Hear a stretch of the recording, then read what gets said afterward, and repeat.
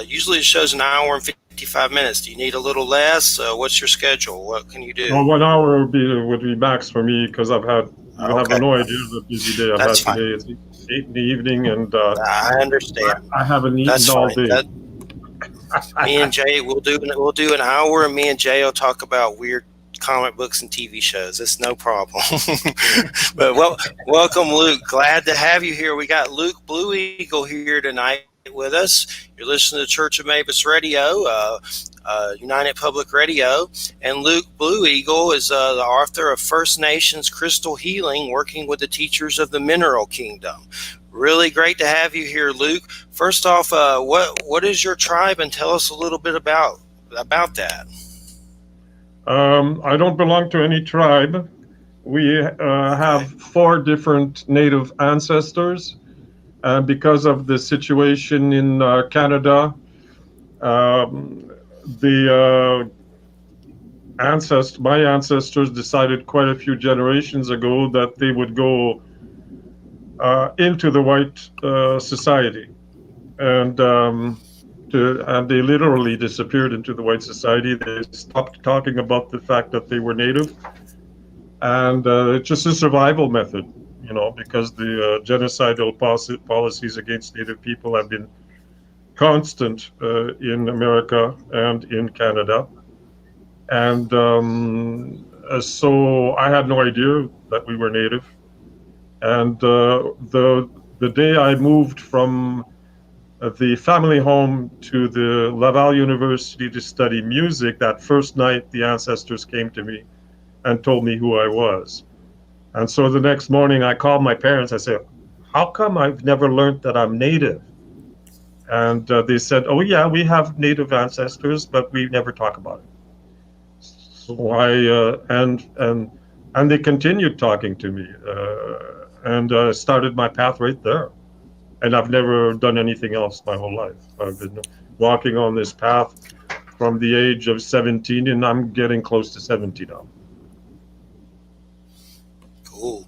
Well, I've interviewed many people about the medicine way, and I've even put all my interviews in a book where it's just transcripts. And for me, basically, this show, I started doing it after my father died.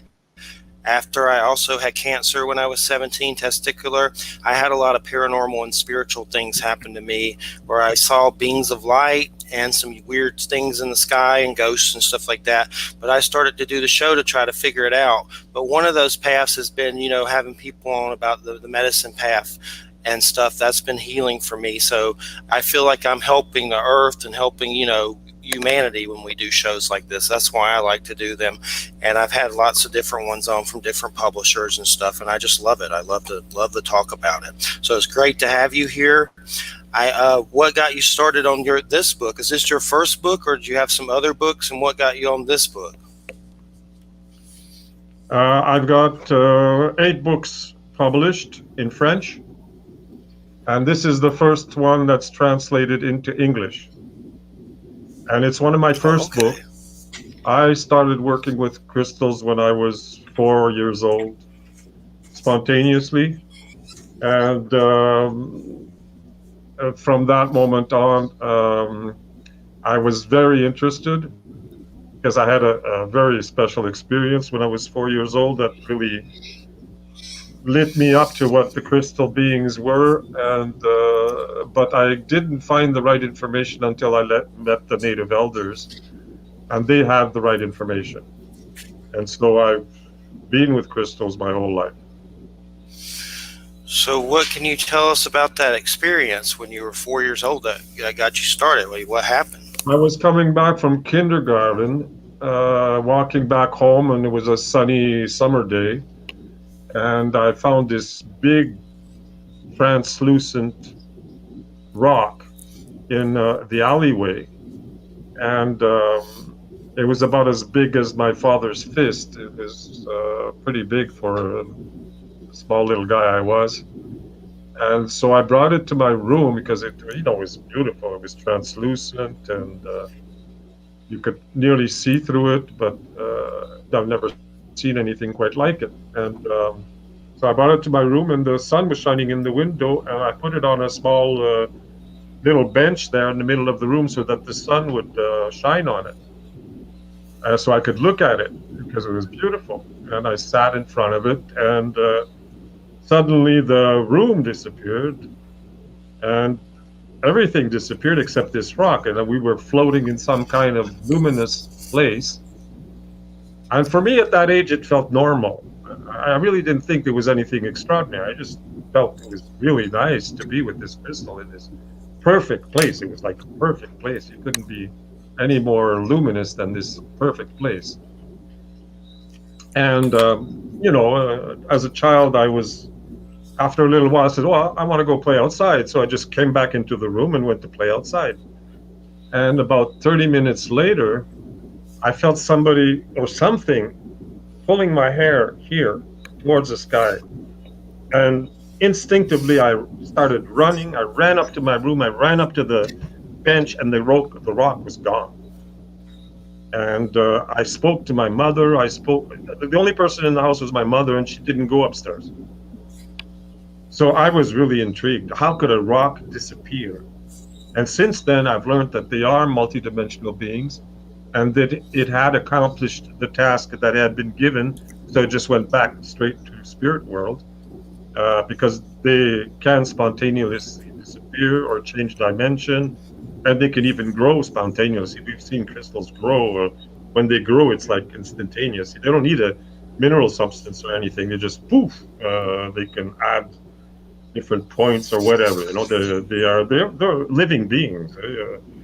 That's where science has really lost a lot of its wisdom, because it considers a large part of the universe as being dead matter, and the only thing that's dead really is technology. That's the only thing that's really dead in the universe is man's technology. A car does not reproduce itself. A computer does not reproduce itself. It creates enormous amounts of pollution to recreate it, and then it eventually just breaks, or it has to be replaced or remade. And it doesn't reproduce. It's dead, and it's a science of death. That's the world we're living in. It's a science of death, and but all the rest, everything is alive. The rocks are alive, the wind is alive, the waters are alive, everything is living, the planet is alive, the sun is alive. All of those things you can communicate directly with the spirit of these things. Definitely, and I know you said luminous. That's what I've called those beings of light, luminous ones, or I know there's different names for them and things like that. And I've wondered if they're us without our bodies or something else. But when crystals, I agree, crystals have a life essence to them. But is it kind of like a being that's maybe like that lives in the crystal and can come in and out? Or what can you tell us about the beings that inhabit them? No, it's the crystal itself that's a living being. The crystal, the mineral kingdom is the foundation, if you want, and the crystals are like the flowers of the mineral kingdom. They're the most evolved beings of the mineral kingdom. Like Gandhi or Mother Teresa or all these enlightened beings, Jesus, Buddha. Those are the flowers of the human kingdom. Well, the crystals are the flowers of the mineral kingdom. They're the most evolved, and what they represent is perfection in the form. Because what makes the properties and power of the crystal is their organized molecular structure. They have a very organized molecular structure. That's why you can see through a crystal that has no impurities, no inclusions, like clear quartz, for example. You can see through it because of the molecular arrangement. So you can see through that. It bends the light. You can't see clearly through it, but you can see something in it because there's a pathway, because all the molecules are organized. There's a pathway through them, and everything that goes through this molecular structure is transformed or amplified by the molecular structure. All our computers right now, they're functioning with crystals, small little bits of quartz that are in the different electronics, which is a great misuse of actually of crystals, but any kind of energy that goes through crystals will be either transformed or amplified by that organized molecular structure. Now, I'm familiar with the What's particular rays. about a crystal is that it has a personality. It's a unique being. You don't find that in the mineral kingdom, just a rock. Sometimes some of them do have personality, most of them don't. But a crystal does because it's evolved. And I know you kind of classify the crystals by rays, and I've heard of the rays, but I've never. Your book was one of the first ones I've seen to associate them with each ray. What can you tell us about the rays? And I'm familiar with some of them. I've read about the rays and some different things, like some light worker stuff. And is it Chief Thunder Eagle? I have one of his books. I know he passed not too long ago. He talks about things like that. But what can you tell us about the rays? Um, everything that is manifested in the universe comes through the emptiness into the material realm through a form of energy.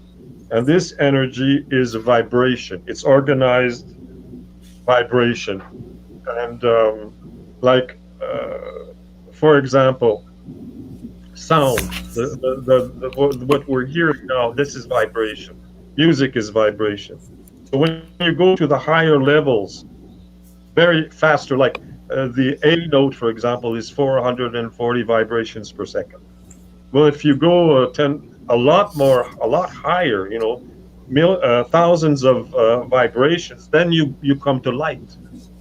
And the light, it manifests the white light or the primordial light as it comes, for example, the sun. The light of the sun, which is a reflection of the original light that's manifesting the universe, when it comes through a crystal, for example, it'll show you the rainbow. And those are the 7 aspects of what is manifested in the universe. Every ray, those 7 rays, those 7 colors of the rainbow, are the different ways in which the luminous light manifests, and every one of them has a specific energy, depending on its frequency, its vibration. And so you start with the lowest of them, which is red, and then you go higher and higher vibrations, faster and faster. The slowest is red. Then you have orange and yellow and green and blue and indigo and violet, which is the fastest of all of them. And each of them manifests specific types of energy. And they are what create, well, vibration is what creates the universe. Everything is vibration. We have the impression that a stone or a table or a rock or a piece of wood is solid, but it's not really solid. It's the vibration that it has that prevents your hand from going through. But if you could bring your vibration up to certain levels, you could walk through doors. It's just a question of vibration. Everything is vibration, frequency. Frequency, definitely. And when it comes to certain attributes of the crystals, I want to name a few things, and maybe you could recommend some. And if not, just let me know, and we'll go on to another one. But let's say, for instance, at this house I'm at here now, not too long ago, we were doing hospice, me and my fiance, on her grandmother, and she passed away, and she had dementia.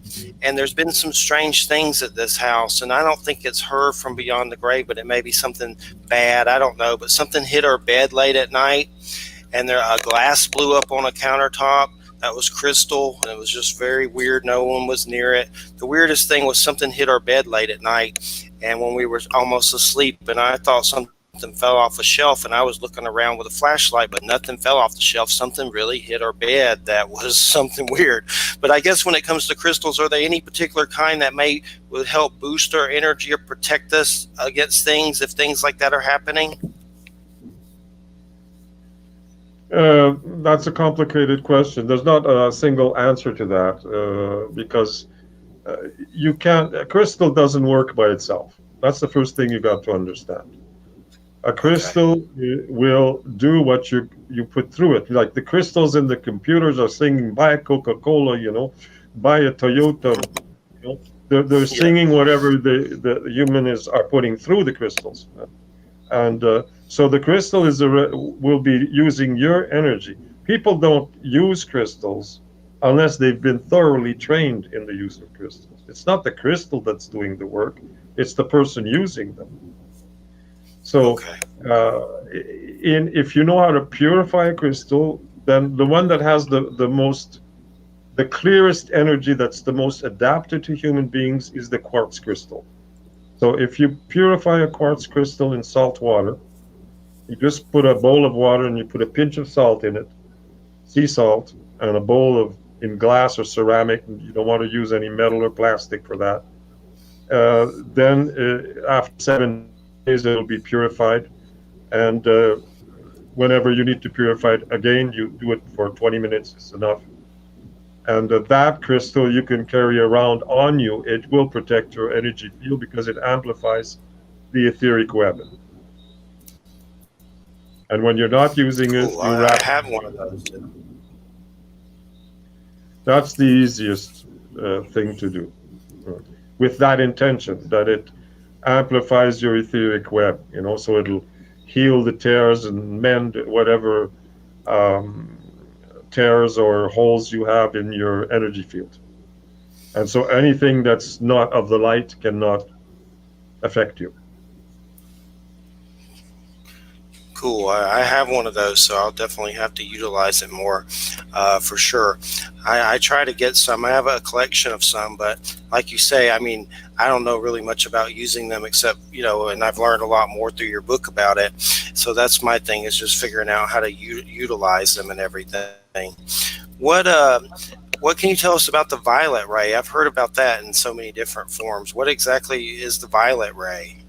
Well, it's the most spiritual of the rays because it's the highest frequency. So it represents the high enlightened beings. The violet ray, definitely. And what crystal works with that? It was amethyst Amethyst. or Yeah, amethyst. amethyst. Okay, very very beautiful crystal for sure. And what about some of the black crystals? I've always liked obsidian. I think that's something to do with my Capricorn astrological stuff. But what do you think about black crystals? Obsidian is not a crystal. Oh, it's It's not. solidified lava. It's lava that cooled down so fast. It has the aspect of glass, Yeah, volcanic glass. but it didn't have time to crystallize. So it's not a Okay. crystal. Okay. It's does not have a structured molecular composition, and so you can use it for different things because it's so inert that some people will use it as a divination mirror. A flat slab of obsidian, as it's very inert, will reflect back to you your own psyche, so that you can use it as a divination tool. It's not the obsidian doing anything. It's just a reflection of your own capacity or ability to do some scrying. So and but there are black crystals, and depending on what the substance is, they are often a good way of grounding. They're good grounding stones, bringing us back to earth, making us, relate to our lives as, a lot of people are living in complete illusion on the world we're living in right now. they, Yes. they, they revel in illusions. It's quite incredible the conditioning and programming and formatting that humanity has been undergoing for the past 12,000 years. We hardly recognize them as humans anymore. They are very, very, very far down the evolution path. They're going backwards. They're degrading. They're degenerating. Most people today. Like People a in hungry ghost. that's a different thing. That's completely different. That's You're like not. caught up in We're not materialism. talking about. I'm talking about living human beings there that are, living in illusion because of the conditioning and programming of the society we live in that's been hiding the truth for so many centuries and millennia so that they can better control human beings. You, for a very long time, it was the religions that were controlling humans that were associated with monarchies, and now it's what's taking the place of that is science, and most of what science is telling us is complete bullshit. And when it comes to the state of the earth right now, is what? How do you feel about the earth? Is she really suffering by the hands of humans? It seems like it, but I know a lot of people saying she's moving to higher dimensions. But what do you think is going on right now with the earth? Well, we have to understand that the native people of North America have a much longer history than what we call civilizations. Civilizations is a very recent occurrence in human history. It's only been happening for the past 12,000 years. And the past 12,000 years, there's been 24 different civilizations that have all have had the same trajectory. They have a great impetus where they grow very big, and then they always have a hierarchy, and the people at the summit of that hierarchy get so degenerate and that the whole civilization falls. And that's happened 24 times in the past 12,000 years. Because it's not, the Yeah. civilizations are all organized around one structure that is dominating others. There's always a hierarchy. It can be a monarchy, it can be the governments that we have today. You have people that are high up in power, it could be the money or whatever, and they control and they try to dominate nature and dominate other human beings, which is not in harmony with the laws of the universe, because everything in the universe is interdependent on all the others. You can't dominate anything. You have to work in partnership with what exists. So as we the current, as I said, is 12,000 years, and our history is 127,500 years. So it's a lot older. And in that time span, we've seen the same thing happened 3 times already, and it's happening for the 4th time right now, is that when man loses his way, as he's the most evolved being on the planet, and he has free will, so he can do things that are contrary to divine order, whenever he loses his way and starts working against the divine order, the planet is purified. The last one that would happen was what you read in the Bible with the Great Flood and Noah's Ark. That's the last one. We remember 2 others before that, and we're in that process today. The last time it was through water. The time before that, I'd have to go back to my prophecies to remember them. One was with fire, and another was with earth. And what we're going to see this time is all 4 elements at the same time. And what's happening actually is that the etheric web of the earth has been disturbed. And we native people really told the U.S. government and the industry that there's a certain part in the 4 corners there in the southwest of the United States that they did not want to drain the water out of that. Even if it's in the desert, if they're going to drain the water out of there, that's actually the ear of the earth that's there. It's made like a hourglass inside it, and it's a balance. It's a balancing organ of the earth, and they draw all the water out of it, despite our warnings. And what's happening is that the earth has gone into wobbling. It's moving. The North Pole is not at the same place anymore. Your day no longer has 24 hours. And what's going to happen is there's going to be a pole shift. The earth is going to shift. And when that happens, well, all the waters of the world are going to change places in 3 days. There's not a lot left after that. It's going to crap real fast every day. It seems like. I know. Like you I Americans say, the shit's gonna hit the fan. Yeah.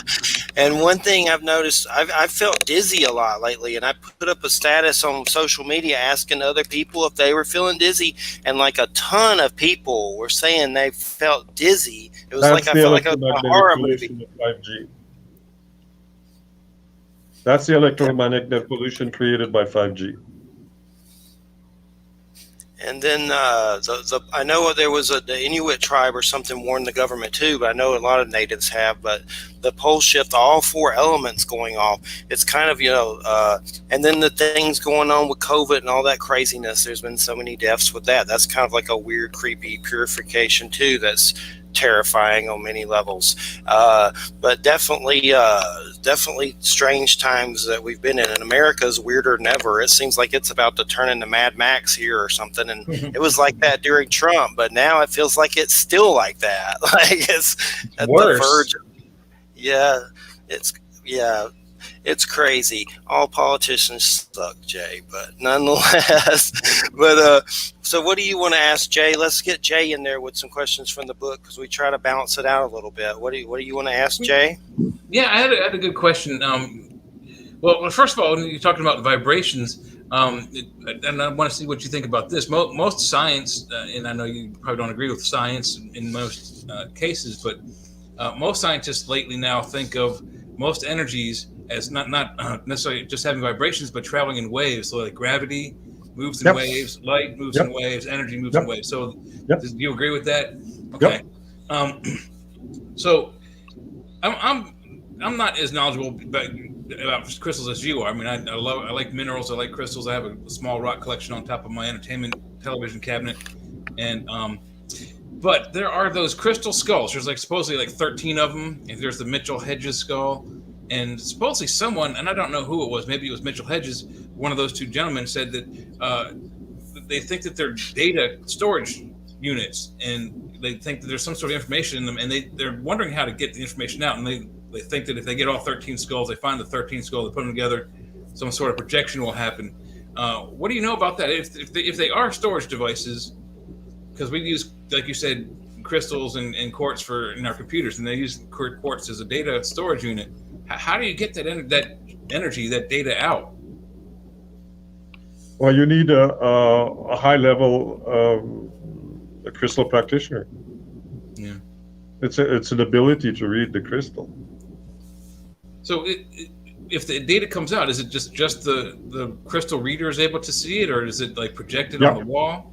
No, just a crystal practitioner that can see it.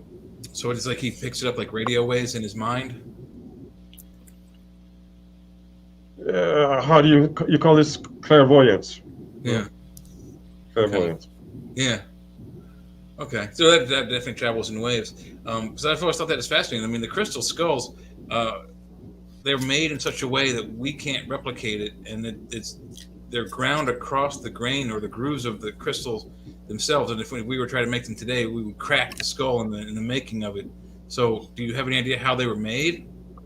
Nope. Yeah. I'm not very. I have some of my friends that are into the crystal skulls, but I've not had any interest in it.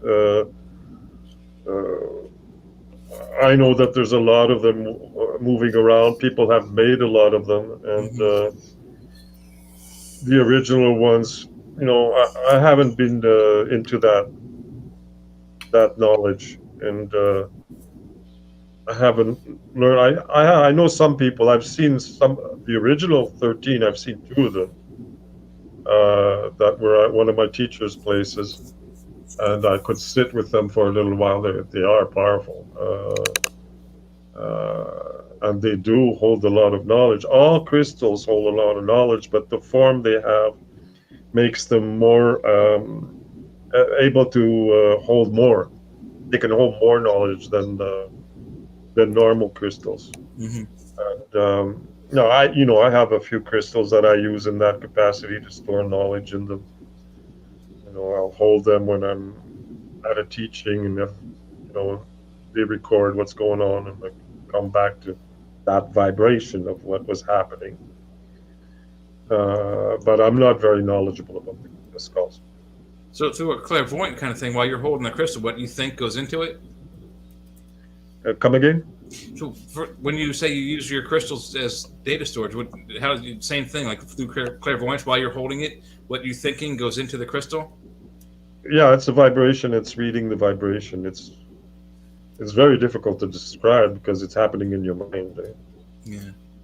It'd be very cool if we could do that. I mean, just think about how many things you could put in those, in like just a couple of handfuls of stones you find on the ground.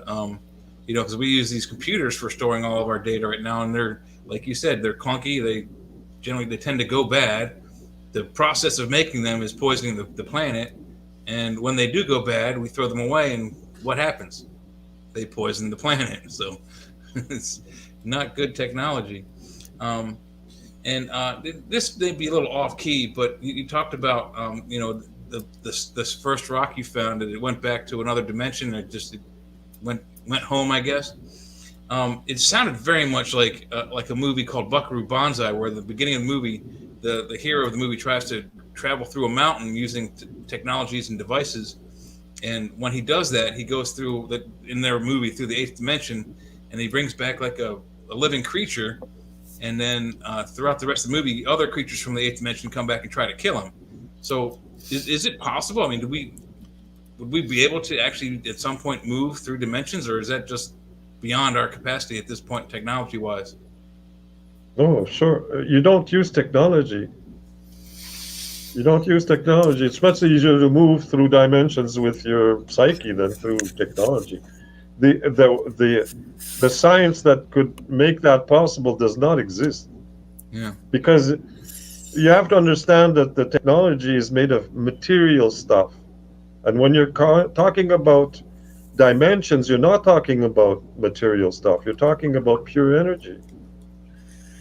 So you can't use technology to shift between dimensions. It's not possible. Well, maybe that's why it went wrong in the movie. What the theory was, like you said earlier, about how things have their crystals aligned or their molecules aligned, and there's a pathway through that. That's what they really did, is they found a pathway through the mountain between molecules, and they came out the other end with this weird living creature. And then, I don't know if you've seen the movie, but then everything goes to hell in a handbasket. So doesn't sound like it's something we need to mess with. But there is something that people do want to mess with, and I disagree with this entirely. Now, I agree that we're messing up the planet, but people want to fix climate change. And in my opinion, climate change is something that's natural. It's been occurring on the planet since before humans got here. It's been happened since the atmosphere formed, that the planet goes through various points of very hot and very cold. It cycles through hot and cold, hot and cold, hot and cold. And people want to stop this process. If we do that, we're killing ourselves, are we not? In a way, there is some sense in what you're saying, is that what we need to do is come back to nature. Mm-hmm. We have to come back to our gardens. We have to make our own food. We have to take care of the earth. Every family should take care of 1 hectare of land, 2 acres of land.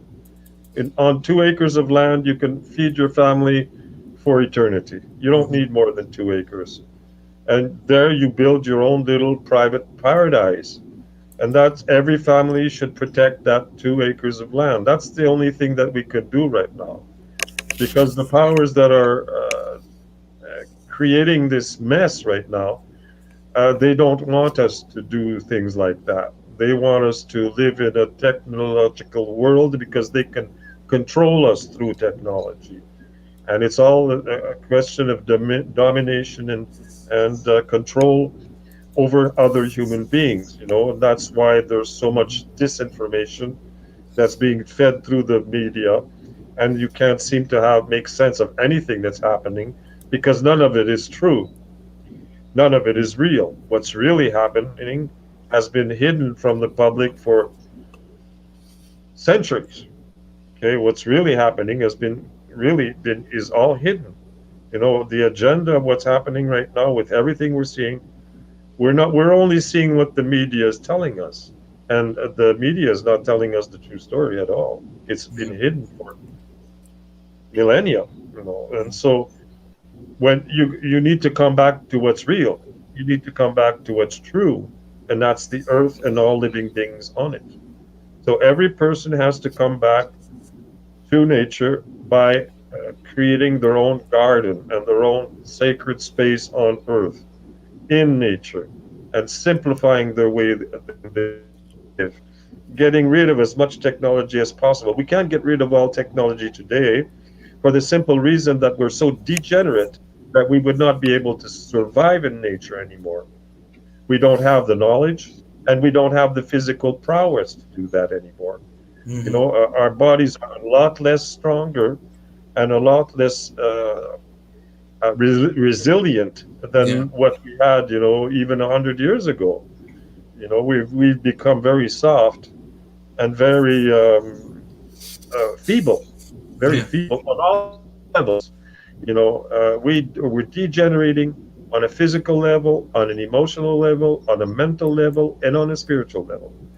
Everything is degenerating, and it's organized that way because that way we're much easier to control and dominate. Mhm. So Yeah. I a have to agree. person that's living in nature will become a lot stronger and a lot more knowledgeable. And it's easy to understand this because I'll just give you a picture that make it easy to understand that when you're living in nature, you develop a lot faster and a lot better. You imagine a person in a native environment in nature. So they're with their parents all the time. So emotionally, they're very protected. There's a lot of love going around. Everything is community. Everybody's helping each other. They're with people all the time, and the people are loving, and the people are helping each other all the time. Everything is shared, and they're with their parents who love them all the time. So the emotional level is very nourished, okay? And their physical body is experiencing the wind, is experiencing the rain, is experiencing the sounds of the animals, and the everything in nature is around them is moving all the time. And there's animals, and there's lightning, and there's the stars, and there's water moving, and it's constant. The stimuli to the five senses is constant, constant, constant, and it's multidimensional. A lot of things are happening all the time, and there's a lot of spirituality because you can't survive in nature if you're not spiritual. Yeah. Because you have to be able to communicate with all of these beings because they all have an influence on you.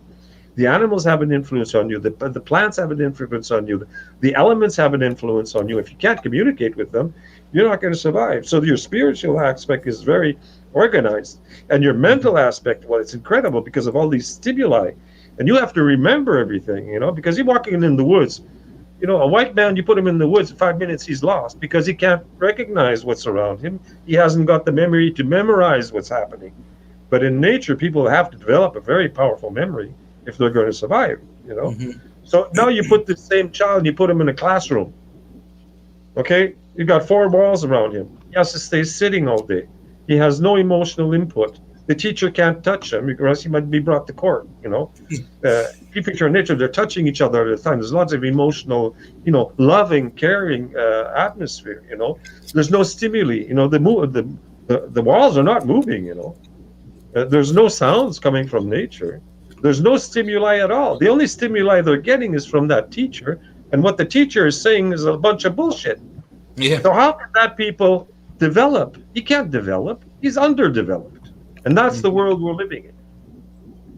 Yeah, and the way you described going back to nature and community, there's a fantastic movie called "The Gods Must Be Crazy," and Oh yeah, that's beautiful. That's it's wonderful. a fantastic movie. But these That's people really that live nice. in the jungle, or not in the jungle, in the desert of Africa, Yeah, they're like you're describing. They're all a community. They all help each other. There's no possessions. They don't. They all share everything that the village has. And then this little plane flies over, and they drop a Coca-Cola bottle into the middle of the village, and the whole thing goes crazy. Everybody wants the bottle. It's all of a sudden there's this great thing that people want. So the tribal elder has to take the bottle and walk to the edge of the earth to get rid of it, so that the peace and harmony can come back to the community. So it's a fantastic. it's a Uh, beautiful film, and yeah, there's a sequel to it. yeah. I've got them both in my DVD. I've got Must Be Crazy I too. need Oh, to see wonderful. those again. It's been a That's while. I'll have beautiful to look because 'em it up. really you really have a true depiction of the beauty and loving, caring atmosphere that exists around a native environment, and also the physical strength. When that man starts to bring the bottle to the end of the earth, he's running all day. Mm-hmm. He starts running and he doesn't stop. He's running all the time. He never stops. He never gets tired. Well, it's a great commentary on both worlds, both the technological world and the native world. Like in the beginning of the movie, there's like they show this lady. She goes to put her mail in the mailbox, so she comes out of her house, gets into her car, drives to the end of her driveway, 30 feet, gets out of her car, puts the mail in her mailbox, gets back in her car, drives back up 30 feet to the front of her driveway, gets out, goes back in her house. Who does that? I mean, just get out of your house and walk 30 feet. I mean, just the stupid things that we do as technological beings is incredible. Just how bad technology. I mean, think about things like the radio, the television, and the internet. All three of them could have been fantastic teaching tools, but all three of them have been bastardized into just crap. You turn on the television, there's nothing but junk and violence and these stupid reality TV shows like these they have these court shows. People are fighting each other over my girlfriend dated this boy, and I can't stand watching some of those shows. They could have been turned into great tools. Instead, we perverted them into time wasters. Ads and commercialism. Ads, commercials, the video games you play on your cell phone. All of it, it's worthless and it has no value, and it wastes your time. I mean, I actually had to take a break from Facebook because it was consuming so much of my time in my cell phone and on my computer that I stepped away from it for 2 years. Because I was at work going, oh, what's happening on Facebook? And then the supervisor walked by, going, what are you doing? Oh, nothing. Technology. I agree with you, Luke. It's horrible. It's just not good. But I want to ask you about some actual some processes you do in the healings. I'm not real familiar with crystal healings, but I know some of the other alternative healings, like they have I don't know what it's called, but they take those little glass cups and they heat them up and then they put them on your skin and it suctions up. Do you have any healings like that where you heat the rock up and put it on certain parts of your body to fix like a swollen muscle? Nope. No? I would have thought there would have been something like that. So what do we use the energy of the crystals for? What are we trying to fix? Anything. Anything. So they could fix a broken bone. Yep. Really? Now, how does that work? Can you describe what process would you go for someone who's got a broken arm, for example, and then what crystals would you use? Well, first of all, you have to put it back in place. Right. And that's actually one of the only places where modern medicine is really good at. Mm-hmm. When they consider the body as a machine, where they, put things back into place, cut open, take out, re-put, sew it back together, they're good with this. That big accidents, big burns and things like that, they're good with this. Should never go see them with a disease. But for all of this mechanical stuff, they're perfect. They're very advanced. It's very nice. That's very nice. So you have to put it back into place. And what you do then is that you take red coral and you go, let's say it's my finger. You go along like this with the red coral. And what it does, you don't touch the skin. You're just moving in the web of the etheric body there. And what it does is it stimulates the growth of bone. And then you take some blue azurite and you do the same thing, and that'll take away the pain. Oh, wow. So are there any healings where in order to activate the crystal, you have to use a chant or some kind of incantation to make the vibrations of your voice? You actually use a lot of that. I'm sorry, say that again. You broke up. You said you use a lot of it. Oh, wow. Mm-hmm. Okay, that's cool. Well, hey guys, we got a few minutes left here, and I want to get in two small questions. Hopefully, you can tell us answer a little bit about them. One thing I wanted to ask: when it comes to fertility, is there any crystal that comes to mind that might help with that if you're trying to get a woman pregnant. And in today's world, it seems like there's a lot of forces trying to keep us from doing that, like pollution and God knows what else. Like they don't want us to do that anymore to, populate or whatever. But is there anything that comes up, Luke, with fertility? Moonstone. Moonstone. Okay. I'll have to look that up for sure. Moonstone. Definitely. And then the other one I wanted to ask, I've always liked coyote and trickster stories and things like that. I have the folklore and there's comics that tell the story and stuff like that. But what is citrine the coyote stone? Because what it does is that it tricks you into evolving. It helps you to move forward with your spiritual path by playing tricks on you. Wow. I'll have to check that. I know there's a little chant that I've seen from coyote, and I've made the mistake of doing it too much, and I've had some weird stuff happen, so I try not to do it anymore. But I've always found those stories, and a friend of mine here in Florida wrote a book about coyote called, his name's Al, OWL, going back, but it's called Coyote Rage. It's fiction horror, but yeah, the coyote's in it, and he's basically trying to get rid of humanity because of what they've done to the animal friends and all his allies. He's basically trying to take over the earth. It's a good book, but I've always found coyote very interesting. But I'll have to look that up for sure. Coyote stone, for sure. I know it's in your bio, so that's why I asked. Well, we got a few minutes, but let's plug Luke's book. And I know he's been busy and needs to go get a good meal. We all do right now, for sure. I'm feeling tired myself lately. Let's see, where's the best place to get? First off, Luke's book is First Nations Crystal Healing, Working with the Teachers of the Mineral Kingdom. And that's Luke Blue Eagle. Do you have a website or a particular place where you want people to go to get the book, or what would you like to plug? Yeah, there's blueeagleshop.com. blueeagleshop.com, and also you'll find the archive up here, and I have the Amazon link on there, and that's Inner Traditions. We have several more native guests coming on in the next 2 months from Inner Traditions, so you can check out their site. That's where Luke's book is. And Luke, it's been a pleasure having you on. Thanks so much. I really appreciate it. It's been an honor, and thanks for coming on. Thank you. You're welcome. Yep. Have Thanks. a good time. You Yep, be you well. too. Bye. Send us some chi with a crystal if you can. We need it. But take care. Take care. Have a good one. Get a good meal. Take care. Good night. All right, everybody.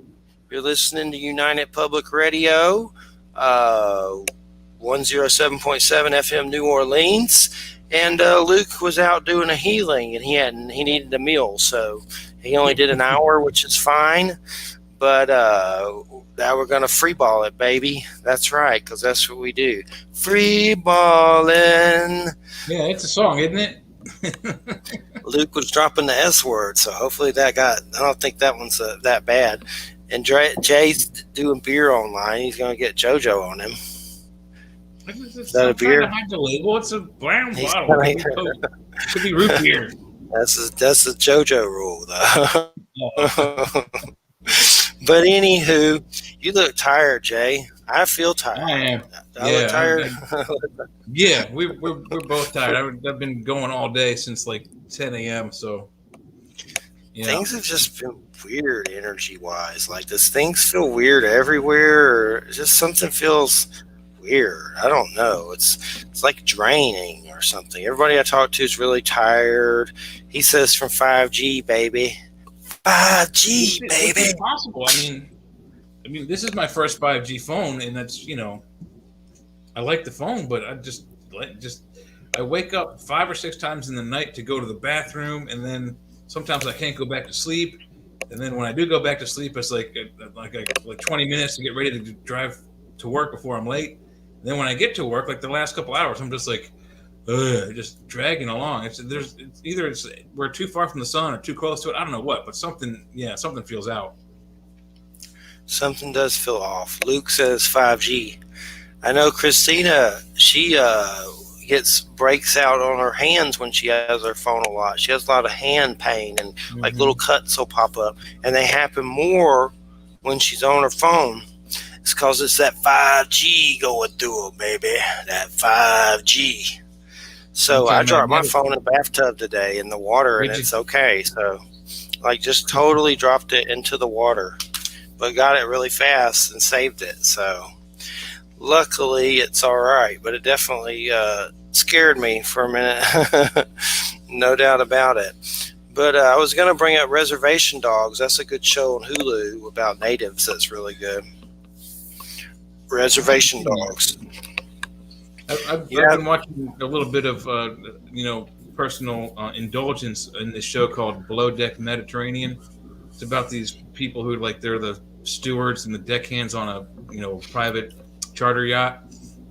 And it's okay, but it's reality. And there's weird drama on there, but I watch it for the pretty girls, so. Well, on Hulu, you got Hulu? I don't know. I turned off most of my subscriptions anyway, so just to save some money. Because this house, it's got too expensive, but I gotta save money so I don't get evicted here. What we do in the shadows is on Hulu. That's a good, funny vampire show. That's hilarious. Yeah. And it was on then the same guy, wasn't it? It's on FX. It comes on FX. Okay. But it's like a new Addams Family or Monsters, but crazier as hell. It's by the guy Takiti Wakiti, or whatever his name is, New Zealand dude. He also did Reservation Dogs. He did Thor, Love and Thunder. Or was it Ragnarok? He did one of Love and Thunder. I think he did the third Thor movie. I think Love and Thunder isn't out yet. That's this year or next year. He's doing that one too. So he did Ragnarok in that one. He's really good. He was in The Mandalorian. He was that robot. He directed an episode of Mandalorian. He was that bounty hunter with the tower head, the IG or whatever. IG series, yeah. Yeah, okay, he was that. That's cool. And he also did Wellington Paranormal, another funny cop show about paranormal stuff. That's a spinoff of What We Do in the Shadows and all that. I'll tell you something we've been watching. Got 2 episodes left on Netflix. Squid Game. That is crazy. Squid Game. Oh, Squid. SQUID. Calamari. Game. It's very popular right now. One of the most viewed series from South Korea ever on the earth. And basically it's about these broke dudes and chicks that get put in this weird game, and you have to do crazy stuff like childhood, let's say like Red Rover, which I don't think that's one of them, but there's weird games like you would have played as you were a kid in South Korea or whatever, but you die during them.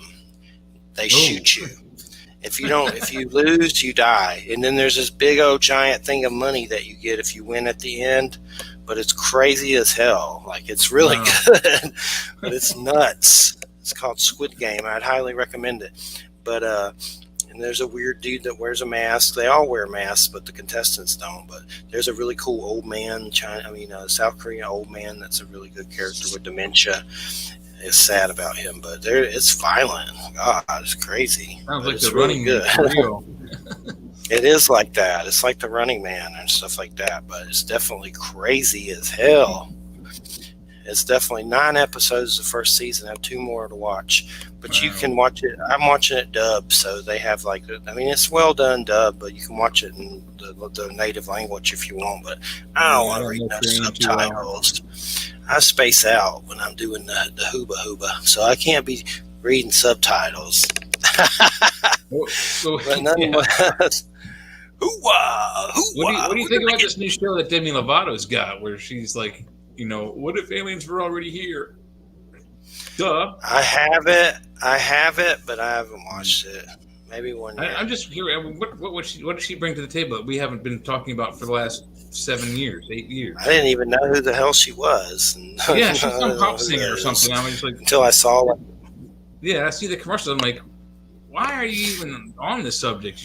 You like brand new to it. I've been studying this stuff since I was 11 years old. It's 44 years I've been looking at this stuff, and now all of a sudden, here's this, pop star Sheila. I don't even aliens are already here. Well, no kidding. Of course, they're already here. There's when it comes to pop music, I don't think I like anyone. I've never liked pop music. Classic rock or nothing. Gross. Yeah. But anyway, I know I just saw on Halloween, Kanye, Justin Bieber, and Marilyn Manson were at a Christian prayer They're all dressed in weird white and weird robes and stuff. And Manson has some robe on. It pissed a lot of his accusers off, of course. They're all doing weird Christian prayers. It's like a weird cult. You can look it up. Justin Bieber, Marilyn Manson, Kanye, and it's the weirdest thing. Like, watch it on YouTube. It's just bizarre. It's like a weird, like, are they about to drink the Kool-Aid? Yeah. What's going to happen? Kool-Aid, guys. Maybe they really got the Jesus in them. If so, more power to them. I ain't got nothing against that. I get the Jesus in me sometimes. All the time. That pig doesn't shut up, I'm going to kill it live on air. This pig is the loudest spoiled pig I've ever seen. I call it Hell Pig. Some man sold it to us for $100 at Walmart. And let me tell you, this thing will not stop eating. It's like a terror. It's like a terror. Feed him some bacon. He'll stop. Made a pork rind. I think it has the spirit of Skinwalker in it now. But it's definitely, this thing will eat anything. JoJo told a story about something about pigs and drinking the blood of a dead pig or something. Some hunter killed a pig and blood went everywhere, and the other pigs were like drinking it like Hannibal and stuff. So these pigs, if you die, they'll eat your body. Like if I died on the floor, it's probably how they'll find me dead, and this pig will eat me, and I'll be dead. Cats will eat you too. That's what I hear. Well, any animal that's hungry enough will eat their owner. I mean, once the food runs out and they can't open cans on their own, what are they going to do? They're going to eat the most available meat that's nearby. It's us. Dogs would just starve, though. Wouldn't they? No, I don't think so. I don't think a dog will do it. If you're guess who's stomach argues with you long enough, you're going to eat. You don't care what it is, as long as you eat. Excuse me. Chinese shrimp burp. But anyway, somebody canceled November 12th. We got Wild Trees returning. Wild Trees. I don't know why the hell this dude calls himself Wild Trees. That'll be a question I'm sure we'll ask him next week. UFOs, biologist, animal behavior, Black Lotus Productions, paranormal, and Wild Trees. That's his name. His name's Wild Trees. So what do we call him? WT? I don't know. WT? You call him Leaf Erickson. Yeah. I don't know. He does UFO things all the time. He looks like he's baked, so he'll fit in fine. Yeah. But no, you have Netflix? I don't know. Like I said, I turned off almost all of my subscriptions. The only thing I have right now is Peacock, but I get that for free because I have Xfinity. You got Wi-Fi, the real Peacock, the whole enchilada. Like you can get Halloween Kills on there. Yeah, I watched Halloween Kills. Yeah. Did you see the first one though? The one before that, I don't think so. But I did see Halloween Kills. Well, you need to see the one before. That's the sequel to the 2018 one. So it kind of starts off with that. So that was crazy. Halloween Kills. Did you see it? Halloween Kills? Yeah, it was good. Crazy. It was crazy. Oh, that dude from Breakfast Club was in it. Anthony Michael Hall. Yeah, he was one of the survivors in it. Yeah. Yeah, I know more. Halloween Ends comes out next year. It was violent. So violent. Yeah. A lot of people died. A lot of people.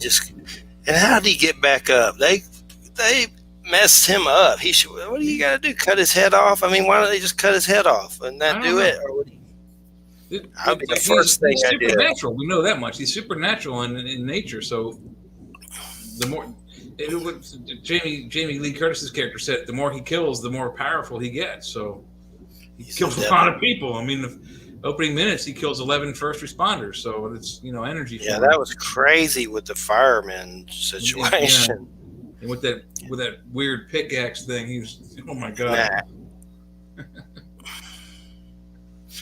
And the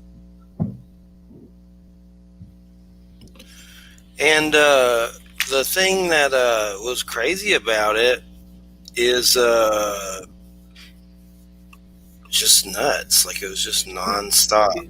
It Correct. seems like a part one of two because they market it as like this is the last Michael Myers film, but he stands up at the end.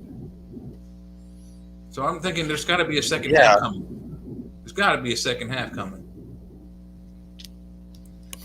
Oh, there's a third one coming. Halloween Ends next year. Okay, That's that's the third why one. this is the prequel to the end. That's it then. Because I was watching it and I was like, it shows Michael Myers and then the credits roll. I'm like, that can't be the end of this movie. It's too soon. But I watched it again and I was like, yeah, ended in the same. I thought my streaming device glitched. Yeah, there'll be the third one. I know that Danny McBride helps make that. You know who that is? He's a Yeah. guy He that's was in a lot of shows. He was a producer or executive producer on this one. Yeah. He was in East Down and Bound. that Eastbound funny and Down. show. Yeah. Yeah, that was a funny show. Eastbound and Down was was the song for the second Smokey and the Bandit movie. And it was like he was in this weird fantasy. Your Highness. You ever see that? No. Where they're like him and James Franco, and can you hear that pig? I'm fixing to go beat it. I can hear it. It's like a monster. It's like a monster. Would you shut up, you freaking pig? I'm going to turn you into a BLT. A BLT, a honey baked ham. But the pig is in the laundry room, but sometimes it sleeps. We try to let it out, but it goes cray cray when it's not out. And then it's like the only way to make it shut up is to get food, and then it just gets bigger and bigger and bigger and bigger. That's the nature of So the pig. you have to be, yeah, it's an orc. Yeah. But so what else you been up to? Working, and what else? You still ain't got the jab? No, and I'm not going to get the jab. But yeah, working and trying to get boxes unboxed here. the last week I changed all the doorknobs and deadbolts. I put in a video doorbell. I put in what else did I put in? I changed some lights. I changed the porch light out front. There was this old 1950s electrical fixture out there. I took that down, and the wires in it was like the old cotton coated stuff from like the 1950s. So yeah, some upgrades, unboxing things. I still got like 40 boxes to do, so not quite unboxed and moved in all the way yet, but things are looking good. Oh, I got a pantry too. Bought a wooden pantry that I put together, so I got extra cabinet space in the kitchen for food and knickknacks and whatnot, snacks. You made it. The cabinet. I had to build it. Yeah, it was came in boxes. I had to take the panels out and screw them together and make the furniture out of it. But yeah, it took me about an hour. And you got it from where you're at Home Depot, right? Yeah, I got it from Amazon though, because it was weird. So the pantry I was looking at on Home Depot, we sold it for like almost $500. Amazon had it for $319, and then Walmart had it for like $218 or $209. But by the time I got the money together, they either had sold out of it or the price went up. So I just went through Amazon and got it the cheapest I could. So allegedly, I got a $500 pantry cabinet for like $309. No, I saw some article trying to tell people to stock up on food. Everybody's acting like they're about to nuke us or something, which, I mean, it just seems like a win-lose situation going to war with China. I don't think that's going to happen. They just don't have the logistics to get over here. Sure, can they drop bombs on us? Yeah. Can we knock them out of the sky with our systems in space? Yeah, maybe one gets through, maybe two, but it's a win. It's a lose-lose situation for them. It's Just annihilate everyone. They have nukes in space now, though, right? That's what I heard. Allegedly, there are nukes in particle weapons and nuclear weapons in space. Yeah. We don't even have that, do we? You heard of SDI, right? Star Wars. I've heard of that. Yeah. So. Yeah. particle beam up in space that shoots down and targets intercontinental ballistic missiles as they're traveling across the equator and just zaps them before they get to us. And some people think they make crop circles that way somehow. I don't think that that's possible, because if these particle beams, it's like a laser. You would actually see a beam hitting the ground. The best video evidence is we have of that video in England where you see like these 2 or 3 silver discs just spiral through this area of wheat, and then as they do that, this crop circle the crops just collapse on themselves in a spiral. You ever seen that? It's amazing. I know some of the video showed this little white light flying around and stuff. Yeah, so, white or silver disc, and it just you can actually physically see the wheat fibers like fold themselves in and weave themselves into a spiral pattern. It is the coolest thing ever. I would love to get my hands on the actual live footage, the data disc or the videotape, whatever it is, to analyze that. But it's pretty authentic looking. Yeah, didn't Christo talk about that, I think, or something that came up during that interview? We did, yep. I gotta catch up on Doom Patrol. I've started it, but there's watched 5 or 6 episodes. Have you been watching the new ones yet? No, I don't. I have so little time with working full time that when I get home, I watch like an hour of this silly boat show under below deck Mediterranean, and then I usually fall asleep in front of the television. That show sounds boring. It's like a food show. No, it's. See, I've always liked yachts and boats, so it shows like the deck crew and the steward crew and the chef making food for these guests, and these rich buttholes come on this boat. They rent it for a day, 2 days, 5 days, whatever, and then they some of them are pretty nice guests, but most of them are just the rudest people ever that just ask the most inane and stupid things. Like they ask the stewards to unpack their stuff. And say, how lazy can you be that you are rich enough to waste money to have someone unpack your personal belongings? Quite frankly, I don't care how rich I was. I don't want someone else taking my drawers out of my suitcase and put them in a dresser. You're not touching my dainties. This is just gross. So it's a real show, like real reality TV? Yeah. Mm-hmm. Oh my gosh. Yeah, and there's probably manufactured drama on there, just like there's any of those other, drama shows, reality shows. But you get to see beautiful parts of the Mediterranean, and sometimes some pretty nice guests that are, they take the boat to a neat place. And I've never been on the Mediterranean, but it seems like a nice place to go hang out if you have the money. You got to be rich. What channel is that on? I've never seen it. It's on Peacock. It's in the Peacock network. Oh, okay. Well, dude, you want to watch some good stuff on Peacock? Watch some of them Hammer horror movies. They got a bunch of crazy, like Dracula, Frankenstein's monster, old Hammer, Hammer horror, this British production company back in the day. I watched the Dracula with Boris Karloff. I watched the Creature from the Black Lagoon. I watched Mummy. They had all the classic Universal monster movies on there. That was pretty good. Try the Hammer ones, Peter Cushing and stuff like that, and all that. I'll go back and look and see. I didn't see those, but they had the classic Universal monster movies: Frankenstein, Bride of Frankenstein, etc.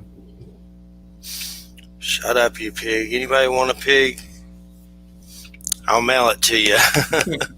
I'll take some bacon though. If you take him out, send me some honey baked ham. Apple smoked bacon. I'll take some of that. You want some sugar? Some honey baked ham. Spiral cut? You gonna spiral cut? And then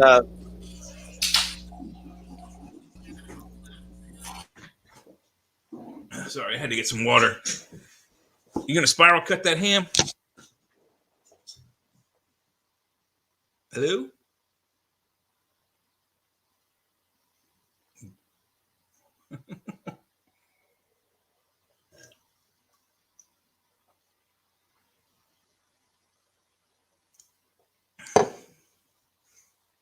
there we go. And yeah, Yeah, pretty much. But it'll calm down for sure. But as far as earlier, we saw some weirdo.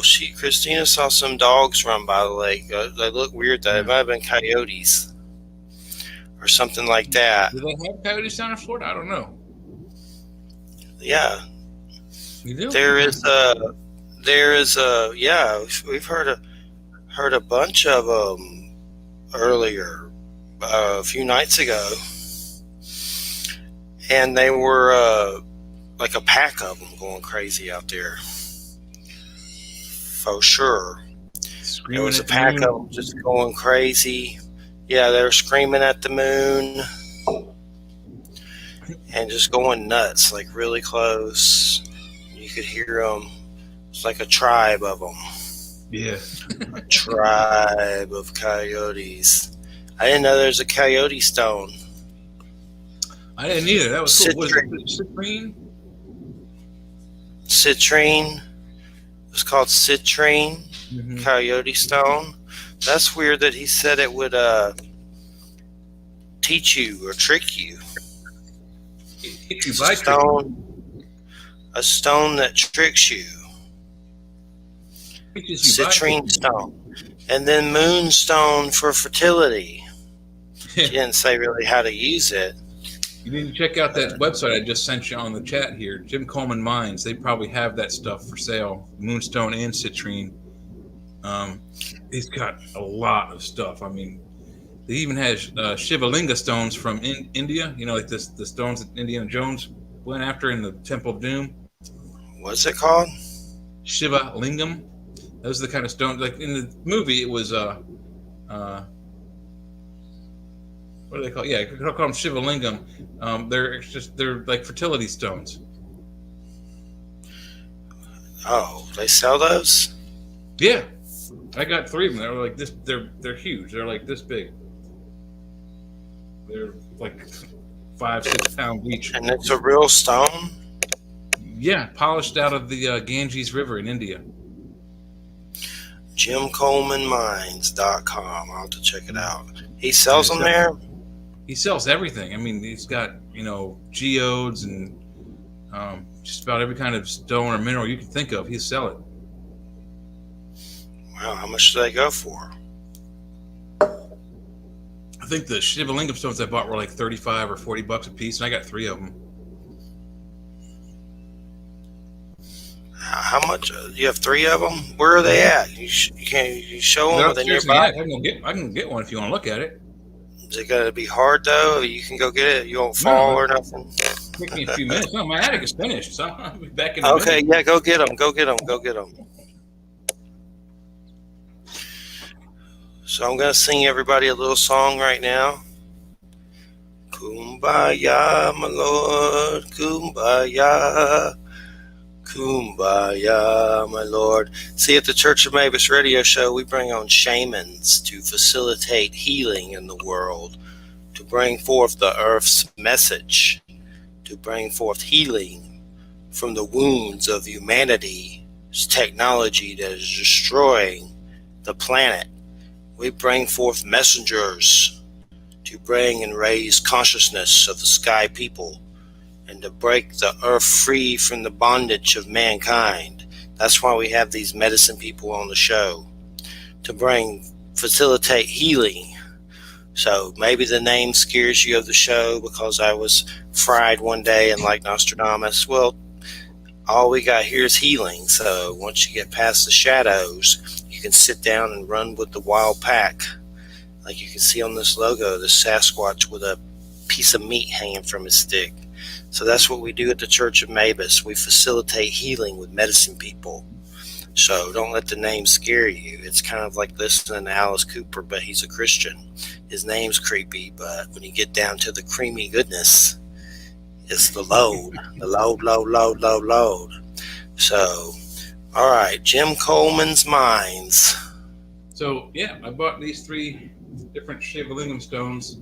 I think this is the smallest of the 3. Say the name of it again. A what? Shiva, like the god Shiva, and then Lingam. So they call them in the movie. They're Lingam stones. They're fertility things. You see them in India. Wow. And this one weighs probably about 5 or 6 pounds. But And the that one dude sells them on this site. he's got them on his site. Yeah, you remember in Indiana Jones, the one had 3 lines in it. It had the 3 white lines across it. Well, that's because some of them sometimes have 3 lines like that. Wow. How much is that? That was $45. They have like $35, $40 Looks a piece. like it costs more than that. No, that's when shipping maybe added in on that. But yeah, I got 3 of them. This one that kind of looks like you probably can't see it, but it's got like a little spiral fingerprint pattern, like a tree. You see some of it right there. Okay. So yeah. How's it a fertility stone? What do you do with it? There's like, if you look it up on Wikipedia, there's like these things where they stick these stones into like a thing that holds it up like that, and they say if you put it at like the head of your bed while you're having sex, you'll get pregnant faster. No kidding. I don't know. I haven't tried it. Send me the name of that in my Facebook when you can. It's on that Jim Coleman site. Yeah. How do I know there's not a little alien in there that pops out that has a big doinker or something weird, that lives in that egg? A Shiva egg alien. If you get one, you'll find out. Oh, God. So that's what happened to you. That's why you're so tired. Yeah, it's a different kind of program. An alien with a crystal being with a doinker lives inside that thing. Yeah, no, I don't think there's any creatures inside of them, but they are cool. I mean, they're Shiva egg. They're polished by the River Ganges, and I don't know if you were to throw to someone and knock them out. I mean, this thing weighs it's River heavy. Ganges. Yeah, the Ganges River in India. Wow. When everyone gets the bad thing. Yeah, I wouldn't get in that river. There's I have no to way check them out. That dude sells them. Jim Coleman has them. Okay.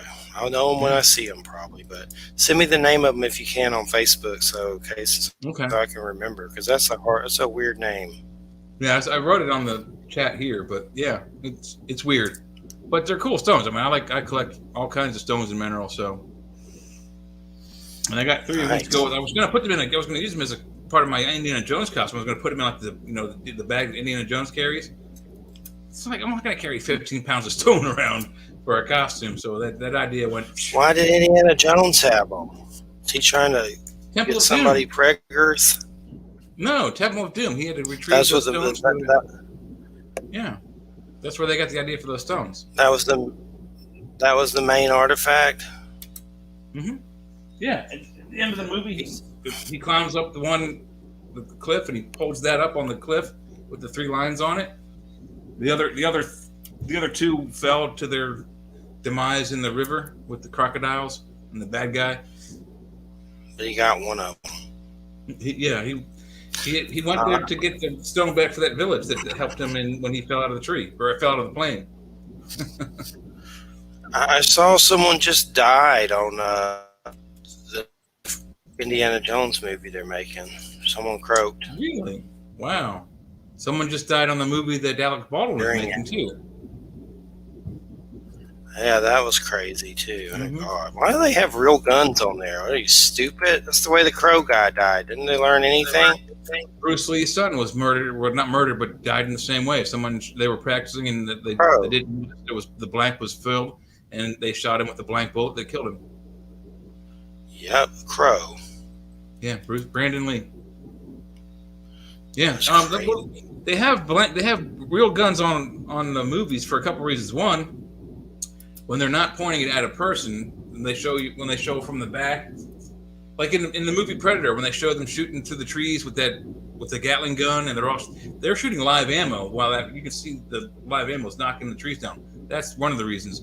The other reason is there isn't a fake gun that makes smoke, like you can see with the blanks. And the blanks, they don't technically send a projectile out, but there is a wad of cotton and a lot of gunpowder that comes out from the barrel. And if you're close enough, that wad of cotton can hurt you. And that wad of cotton is what killed Brandon. That's a wad of cotton?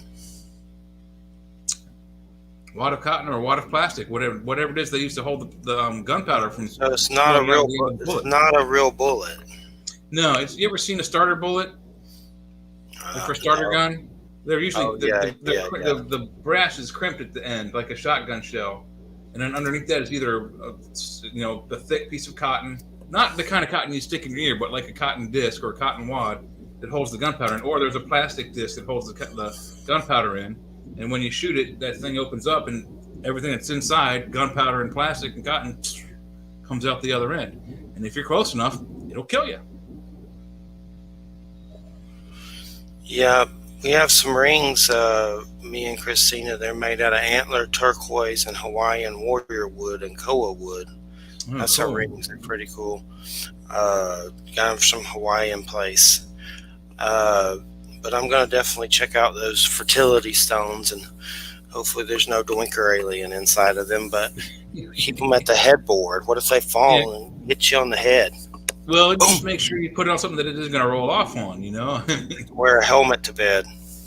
Yeah, or sleep the other way with your feet there, so if it falls, all you get is a broken toe. But everything feels off and weirdly tired lately. Does everybody feel like that, or there's some people out there that feel great? Because I feel tired. Yeah, I do too. Everybody I talk to feels tired. I think the Earth's croaking. I don't know if we're croaking because of what we've done to the Earth. But what did he say? The 5G, those in control, who are they? I wanted to ask him more stuff, but he was tired, So He's tired. probably reptilians. Yeah, Reptilians that live in Antarctica. They live under Antarctica. I need to get that quartz crystal out and tape them all over my body.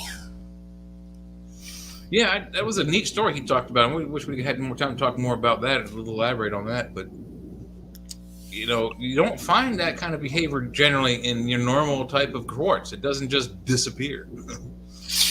You ever dealt with mites ever? Because we think they may be here on some level. We've been using this sulfur soap. Yeah, like mites, microscopic little crazy little bugs that get on pets and stuff. And Yeah, there's no, I never had that mites. There's mites. Possibly the pig had some, which we don't really know because you can't see them, but we've been itching more. So I got this soap that has sulfur in it and lavender and stuff, and use that. It's supposed to kill them. But one thing that makes you wonder is the dogs were scratching so much they start to bleed, like they were from scratching so much. Mites will do that. And they don't have fleas or anything. So it's like it's weird when you're dealing with that because you don't know really because they're freaking microscopic. I think you need like antibiotics too. You can't just do it with like soap. You gotta have like antibiotics to kill it. Build up your immune inside your skin. They have a bunch of stuff. Then it's like, am I just paranoid or is it really mites? It's like you don't know, so you start going crazy thinking about it. We're past that point now. You would notice like little red spots in your skin too. That much I know. I mean, they're not so microscopic you can't see them. But there's been a few of those. Been some strange little things like that. So not a lot, but enough to where you're like, what the? But I've been using this stuff. It's supposed to kill them, but I'm trying to find more stuff for them because it's just weird. I don't like it. I don't like it, no. Well, allegedly, lavender doesn't necessarily kill, but repels many bugs. So if you put lavender, either like the air scent things, little oils, and you plug them in, little plug-ins with lavender scent, or you get lavender plant throughout the house, that tends to repel bugs as well. And they said apple cider vinegar will kill them online. A lot of places. Might. Go buy some of that and put it on all the pets. Get some with the mother in it. Get the apple cider with the mother in it. It's like kind of a cloudy looking thing, and just drink a shot or two of it at every meal. Like 2 ounces at every meal. So gross. I used to do a couple of shots of that every time before I eat. I need to get some more and start doing that again. I actually was keeping my weight under control with that. It helps with digestion, all kinds of things, and it boosts your immune system. It doesn't grow your hair back, but tastes like douche. It actually doesn't taste like that. It just tastes like really bad apple cider. Gross. I've done it before. I heard olive oil. Olive oil will help you. Mel Gibson or somebody does that. Which I don't know how it helped him. He seems crazy as hell, but maybe he's healthy. Yeah. Well, but he's also rich, so money keeps you Yeah, alive. yeah. Don't get him drinking or he'll talk bad about the Jews. Yeah. They got him in big trouble. But I was watching a Jewish man who I love, Larry David, Curb Your Enthusiasm. Yeah. Love that show. I was watching it recently, the new season 11. It's a very funny show. Did you see the new Three Stooges movie with him in it? Larry David's in it? Yeah. He plays a nun. Yeah, Oh, he plays a nun. It's hilarious. It's a funny. What they did is such a good job of emulating those guys. The only thing is that that's completely inaccurate. Is the original Curly, the little short bald guy? He was like 5'2". The guy who plays Curly is Will Sasso. He's 6'4". So the height is wrong, but they all were so good at the mannerisms and the way they talked and the way they interacted. If you haven't seen it, go see it. I'll have to check it out. I thought Jim Carrey was going to be in it, but I guess he wasn't because that's what I'd read. I saw somewhere they said Jim Carrey might play MODOK in the Marvel movies. You know, that weird thing that yeah. There's a show on Hulu that's interesting. That's kind of like claymation kind of stuff, stop motion. It's called MODOK, but it's kind of stupid funny. But I'm thinking Jim Carrey will be like in the Marvel universe as MODOK. Yeah, and It should be interesting. Allegedly, he's reprising his role as the Riddler in the upcoming Batman movie too, isn't he? That I don't think is true. No, that's Paul Dano that's doing that. That's a different actor, a good actor. But I heard because they're bringing back Michael Keaton and Val Kilmer as other. That's going to be in the Flash movie. But Flashpoint Paradox, yeah. The Batman with Robert Pattinson's got Paul Dano is playing the Riddler. And the Riddler is like a serial killer that's killing the crap out of people. But the whole story is Batman's kind of like a serial killer. Like he's kind of angry and killing the crap out of people too. So the whole storyline is kind of like, you know, here's this dude that's killing people too, chasing the dude that's killing people too. So it's going to be dark, which I'm looking forward to it. I know Colin Farrell's a penguin. It looks kind of weird, but still, it looks strange. He does not look like Colin Farrell, that's for sure. Like, it looks weird. I was looking at it. There's some funny thing with Christian Bale watching the trailer, and he would react to it and stuff, but it kind of looked like Dark Knight's Return or something. It was like some of the scenes were very similar. But I hope it's good. Hopefully it's good. And hopefully there's a Joker in it again sometime. I always like when Joker shows up. I don't think he's going to show up in that one, but he might show up in a sequel or something. I know they're doing more of the Joaquin Phoenix Joker movies, so that first one was good, but it was just so weird. It was Did you weird. see that news? Yeah, it was weird, really strange. But he's a fantastic actor, so I mean, I can't say everything he's in is good. Everything I've seen him in, I've liked. So, well, I'm sure once he starts getting more powerful and rising up like a mafia and stuff, it'll get crazier and he'll get more Jokerish, you know. Yeah, that was just kind of like the origin story. So I'm sure as he gets more power and everything, they have a new Joker comic that I've been keeping up with. It's on issue 10 or 11 now. It's just called Joker. I know there's one certain comic where he fights these like hillbilly cannibal people, like House of a Thousand Corpses and stuff. And Commissioner Gordon's looking for him. He's gone AWOL, and they're all like the police are all looking for him. And the whole thing is Joker. Like he's got his own series. Wow. So that's pretty cool. I was looking at Batman comics. It's hard to jump on some of this stuff. There's so many. Like you don't even like just to try to keep up with it. It's retarded. You know, there's just so many.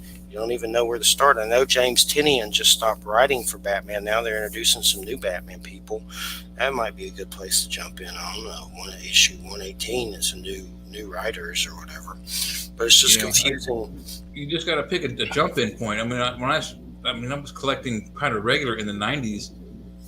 You know, some comic book stores give you a subscription. They have a page of all the comics that they bring in, and you put a check mark next to the ones you want to pick up every Wednesday.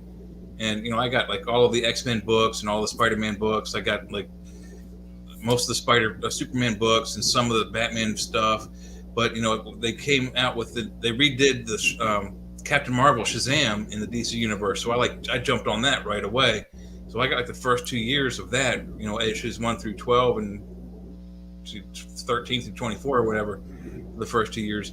But it's a lot. I mean, if you want to collect, like, the way they get you to buy more books is like the story they have. Let's say you're a Spider-Man fan and you're following this one story in Spider-Man.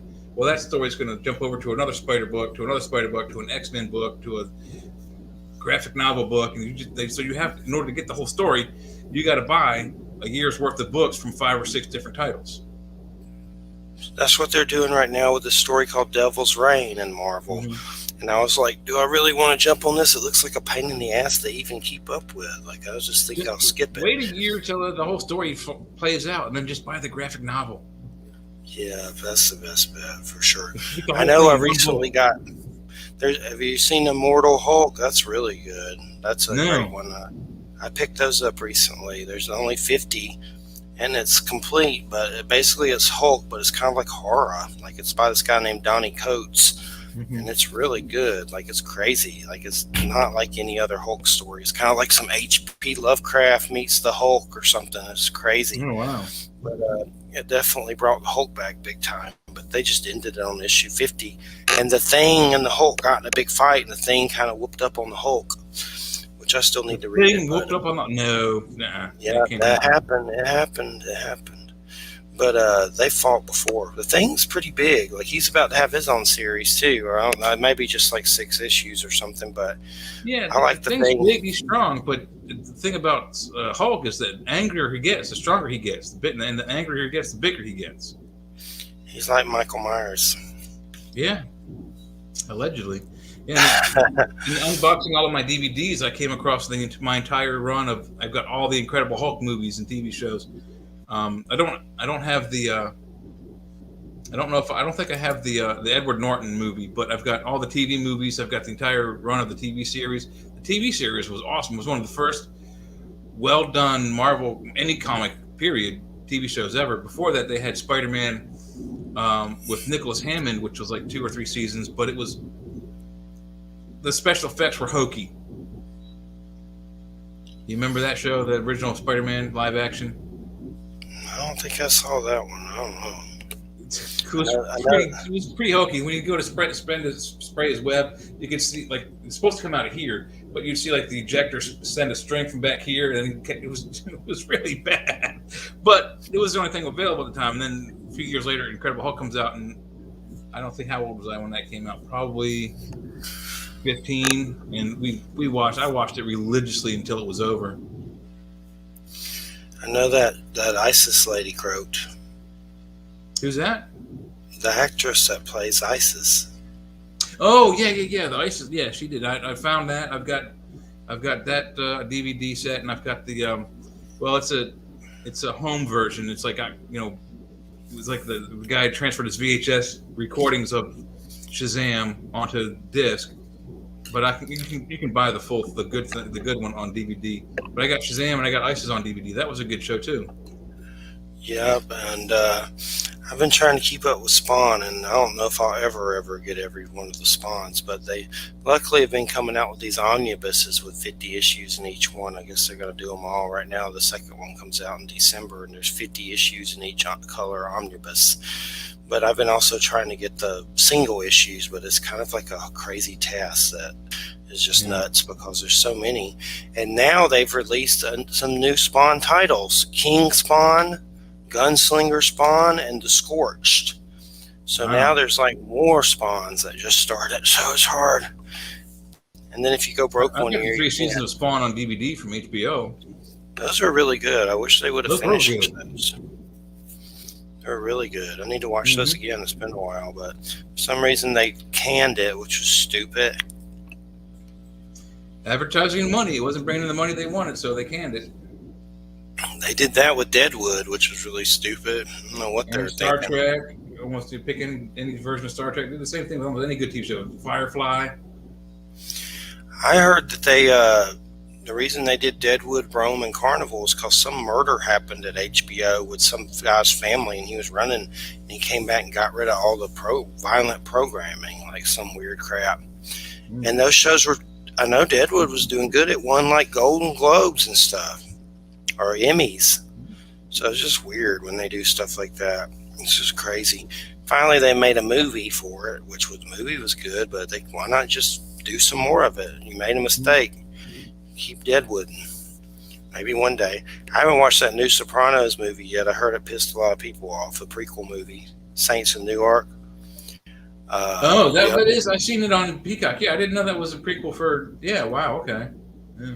That's a prequel for Sopranos. James Gandolfini's son's in it, playing him. His real son. Oh, wow. Playing him, Tony Soprano, young.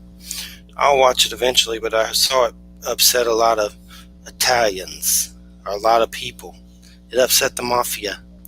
Oh well, you'll get over it. Oh well. I wish they would have done that with Star Trek. In Star Trek, they got that Scottish guy who's actually Scottish to play Montgomery Scott, but the guy who plays the chief transporter guy is Chris Doohan, the son of Jimmy Doohan, who played the original Scotty. And so they didn't give him the role of his dad, which would have been awesome because he looks like his dad did in the 60s. And he sounds like his dad did in the 60s. But yet they gave him a minor role with no speaking, and he plays with the transporter. So at least they got him in the movie anyway. I saw some new Star Trek cartoon called Prodigy or something. Mm-hmm. There's a bunch of Star Trek stuff out, on Paramount Plus. Picard was pretty good. When's Q coming? Next season, ain't it? Next season, yeah. I think February is when the next season begins. February or March. Finally, the return of Q.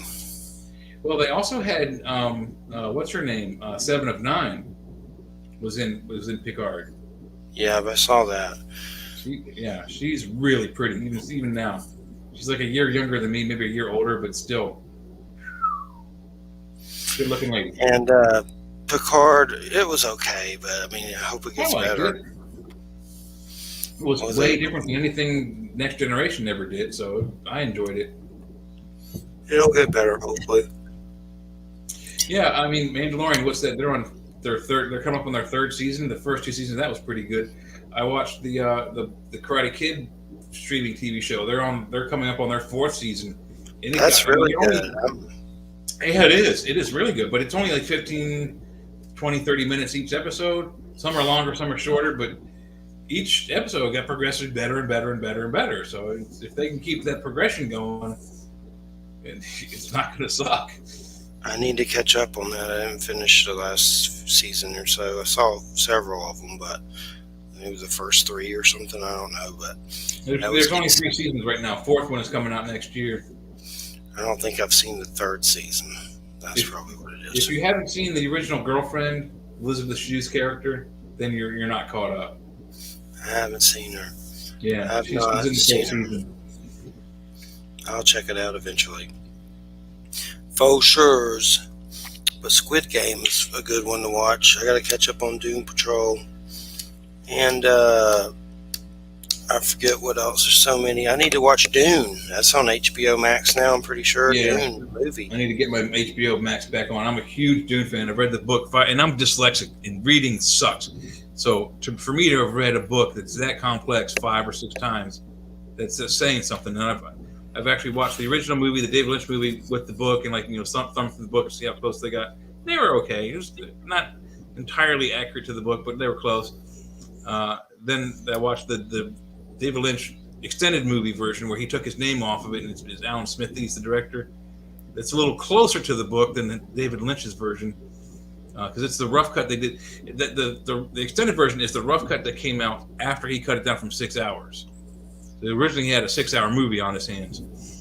Then there's the one on Sci-Fi, which was okay, and then this one they say is the closest to the book ever. But they've gender swapped and race swapped to several of the characters, so I don't agree with that necessarily. It doesn't make it true to the book, but we'll see. They always do that crap now. Yeah, it's getting. If you want to stay true to the book, you don't swap. I mean, they don't really tell you the races of each person in the book of Dune, which is fine. But they tell you the gender. You don't just gender swap somebody because it's the director's creative. It's not creative. You're changing the book. So it's like they just announced that Superman's son is bisexual. Wow. Well, no wonder some of the writers are jumping off of those books. Did you see about that? Some of the writers they were threatened violently, and the police had to get involved.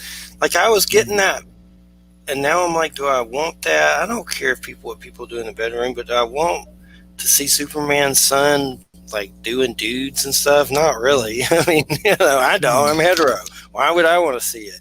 Yeah. But I mean, what people do is their own business. But I don't really want to see it personally. It's a marketing ploy for one reason only, is to get the homosexual community to buy the book. Yeah, really there's something about it. Like, if I'm going to get the next issue of this, I don't know. If people do what they want to do, I don't care what you do. It's your business. Well, but see Superman doing some little pink-haired emo boy, I don't. Just, if you ask my opinion, since the comic books authority is no longer governing what's going on through comic books, that kind of subject matter shouldn't be in there, because you got kids that are, not even of age to learn about sex yet that are getting these books. It shouldn't be forced in their face. I'm for, characters if they want to have them do it, but I don't know. I just personally, not for me. But to each their own, nonetheless. It's like they made Loki bisexual in that show or whatever, because he said one little sentence. Now he's part of Reading Rainbow, so, If you listen to Tom Hiddleston talking about that line, in interviews, it's ambiguous. And it really is. He doesn't say that he's bi at all. It may be a joke, whatever. But Tom Hiddleston hints at the fact that he's not, nor is Loki. So himself as the actor and himself as the actor playing Loki, neither one are bi. But that's Tom Hiddleston's take of it. Yeah, it is silly. Or if they're going to do it, make a new character or something and do it. Why do you got to turn, American classic favorites into that or whatever? Why not make a new character and let them do whatever they want until till their socks fall off? Why you got to, turn Superman? I know that Dean Cain, Republican Trumplegooch guy was going crazy over it and complaining. It was pretty funny. He was all upset about it. I'm not upset about it. I'm not going to go crazy and threaten to kill anyone over it. It's just not my cup of tea, but to each their own or whatever. That's whatever floats your boat. I just simply won't buy the book. I mean, it's not a subject matter that interests me, A, and B, it's not something that I would want. If I don't have kids now, but if I ever had kids or had them, this kind of subject matter was coming up, I would not want them to read that comic. It's not the comic book's place to teach my kids about these subjects. That's on me, period. School shouldn't do it. It's a preference. TV shouldn't do it. I mean, there's people out there that are gay that are happy as hell about it, I'm sure. So, it's just your preference, whatever floats your boat. Like I said, they're going to spend too much energy on it. But what about that Kanye, Justin Bieber, Marilyn Manson Christian prayer meeting they had? Nuts. Those all three of those people are not idol material. They're not the kind of, you don't want your kid emulating Justin Bieber, Kanye West, or Marilyn Manson. Neither one of them are sincere. They may have found the J-Man. If they did, more power to them. But it was very weird. So what does that mean? When the next time they win a Grammy or whatever, they're going, I got this because of Jesus. Really? Not because you sang well? Jesus helped them. Jesus helped them on them, and he helped them spread the word. Well, I've seen glowing beams of light, so I think you can be Christed. I know in conversations with God, he says that Jesus is not the only person that's been Christed throughout history. It's just an attainment of enlightenment or consciousness, super consciousness. Like Buddha or whatever. Yeah. I mean, it's Christ consciousness. So, yep, for sure. That's the Buddha. That's right. The crystal people representing. Crystal people representing. I got that book, Skinwalkers at the Pentagon. I got to read it. It's a sequel to Hunt for the Skinwalker by George Knapp and calling whatever. It's about the George skinwalkers, is the guy from WKLAS TV that brought. coast to coast. Oh, that guy. Okay, I was thinking of the He guy who wrote it. brought Bob Lazar out in. Hunt for the Skinwalker. He may have. That's who you think it's the same dude. But Hunt for the Skinwalker is about Skinwalker Ranch, and then the sequel just came out. It's called Skinwalkers at the Pentagon. And basically, it's about military personnel studying Skinwalker Ranch and bringing home phenomenon to the houses. The military personnel had phenomenon follow them home, and it even endangered some of their children. I haven't read it yet, but I've seen some blurbs and stuff.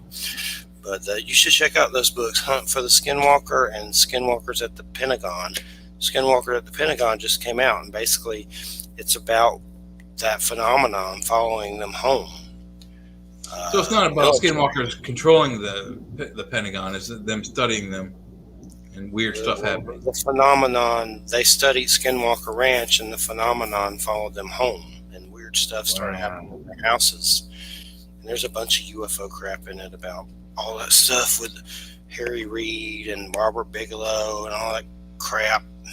You know what I'm talking about, all the Pentagon stuff and UFO videos released and all this stuff. It just came out. It's the buzz. All the shows are talking about it. All the shows are talking about it. We're talking about it.